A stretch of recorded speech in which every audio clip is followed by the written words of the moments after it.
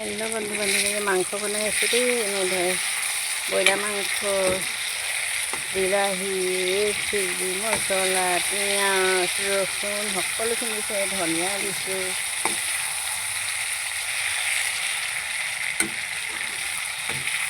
ধুনীয়াকৈ বনাই আছোঁ দেখিছে, গেছতে বনাইছোঁ দেই। ভাতটো জুইত বনালোঁ।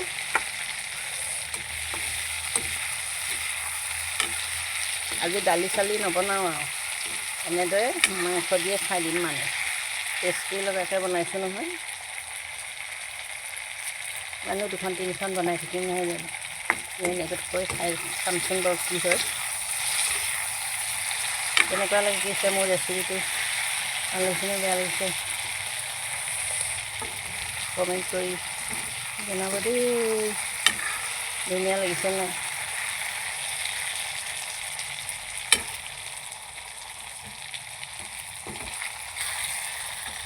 আজিলৈ আহোঁ, বাই বাই।